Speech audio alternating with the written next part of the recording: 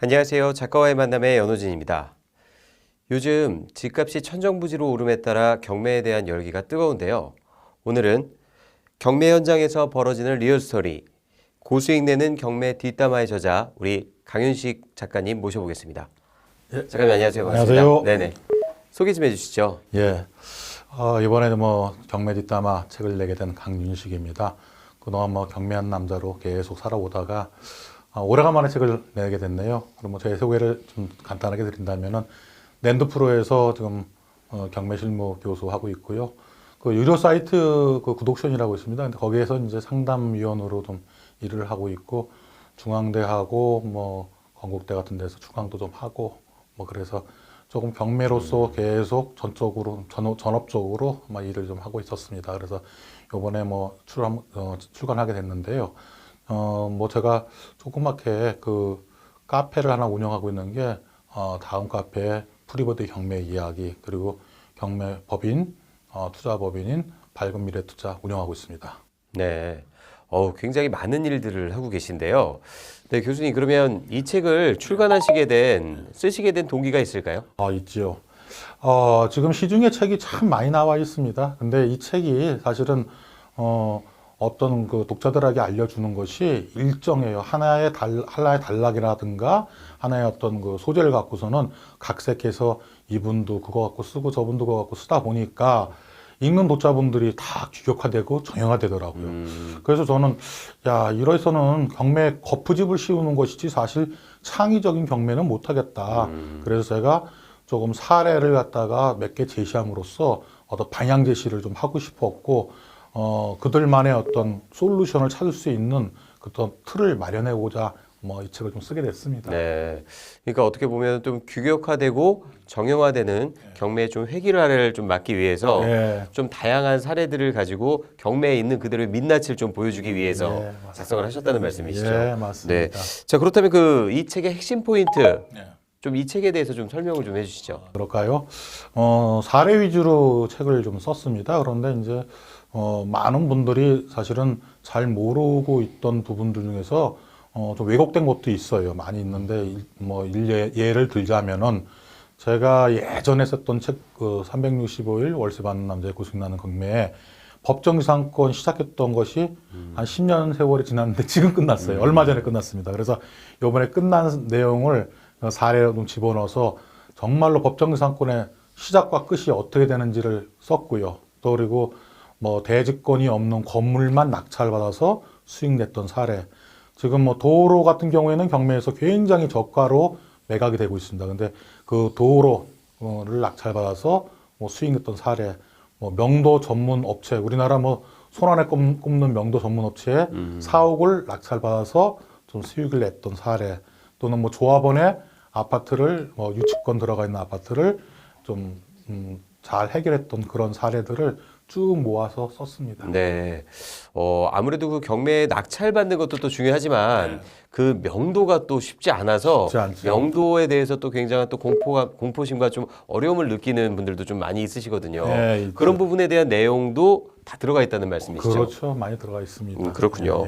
자, 경매에 관련된 또 많은 이야기가 있을 텐데 특별히 이렇게 뒷담화라는 형식으로 서술한 이유가 있으실까요? 경매를 쓰시는 분들이 이제 경매에 대해서 사실은 한 2번 하면은 자기가 강의도 하고 3번 하면 책 쓴다고 하시는데 우리 경매계에서는 아주 유명한 얘기입니다. 근데 그렇게 겉핥기식으로 할 게 아니라 경매를 쭉 풀로 끝까지 다 해본 다음에 그 뒤에서 경매를 어떻게 했는지를 한번 정리해서 그렇게 써 올리는 것이 독자들이 읽으면서 이렇게 되는 거구나라는 것을 다 알 수 있겠다 싶어서 다 끝난 다음에 이야기를 썼다라는 취지에서 뒷담화라는 그런 제목을 정했습니다. 네. 어떻게 보면 그 뒷담화라는 말씀처럼 여과 없이 있는 그대로를 또 이렇게 사실적으로 기술하셨다고 한 게 아닌가 싶어서 여쭤봤습니다. 자, 그렇다면 그 경매 낙찰을 받기 위한 노하우나 꿀팁 같은 게 있으면 좀 알려주시죠. 이거 장사꾼한테 미천까지 다 보여달라는 말씀 같은데 나왔으니까 말씀 좀 드리죠. 사실 그 경매는요, 제가 생각할 때 어떤 전문가보다 초보가 10번 현장을 답사하는 게 제일 중요하다고 봅니다. 임장이 제일 중요합니다, 사실. 그래서 임장을 많이 다니시라는 말씀 드리고 싶고요. 낙찰을 받기 위한 꿀팁 딱 한 가지만 말씀드리죠.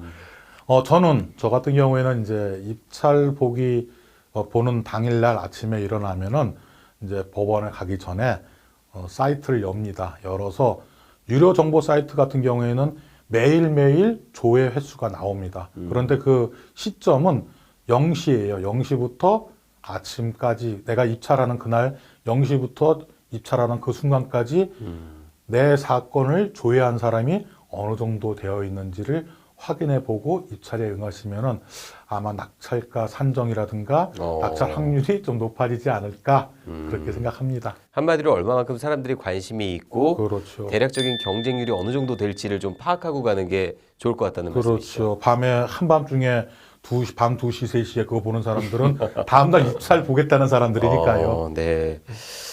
자, 책에서 보면 제가 아까도 말씀드렸다시피 그 낙찰받는 걸로 끝이 아니라 네. 그 이후에 집행 과정에 있어서도 굉장히 또 어려운 부분들이 있다고 하는데요. 특별히 뭐 위험한 일이라든지 그 주의하거나 좀 조심해야 할 부분, 이런 부분들을 좀 주의하거나 조심해야 한다 하는 부분들이 있으면 좀 말씀해 주실 수 있을까요? 예, 많이 있죠. 많이 있는데 이제 뭐 시간 관계상 많은 얘기는 못 드리고 네네네. 제가 봤을 때는 그냥 낙찰 받고 명도가 가장 어렵다고도 말씀하세요. 그런데 그 명도 부분을 여러분들이 한번 깊이 생각해 보세요. 명도 당하는 사람이 두렵겠습니까? 명도 하러 가는 사람이 두렵겠습니까?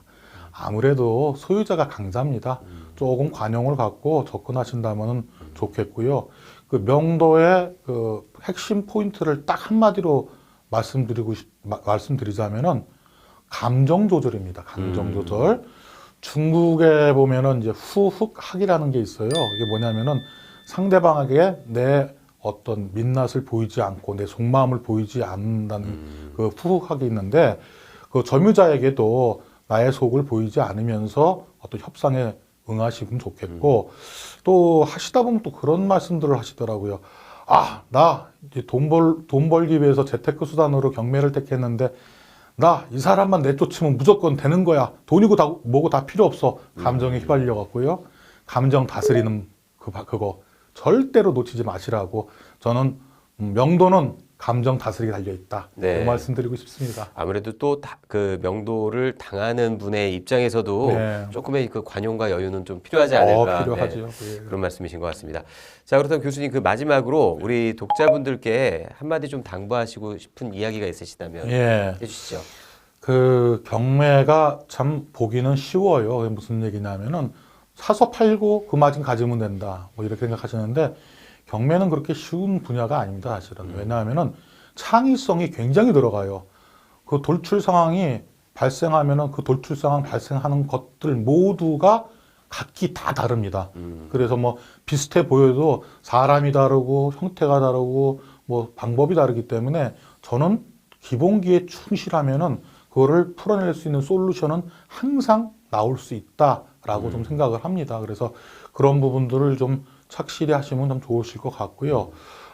지금 사실 이제 코로나가 굉장히 창궐을 해서 네, 나라 경제가 굉장히 어려운 상황이고 뭐 누구나 다 지금 어렵다고들 하는데 뭐 저 얼마 전에 그 나훈아 선생님의 뭐 테스형 네, 테스형. 그거 네. 들으면서 여러분들 가정에 마음복이 깃들기 기원하고요.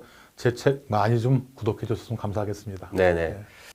네, 우리 작가님께서 경매에 대한 왕도는 없다고 얘기하셨는데요. 정형화되고 형상화되는 그런 경매가 아니라 무엇보다 창의적인 경매의 민낯이 그대로 담겨져 있는 우리 고수익 내는 경매 뒷담화를 한번 읽어보시면요.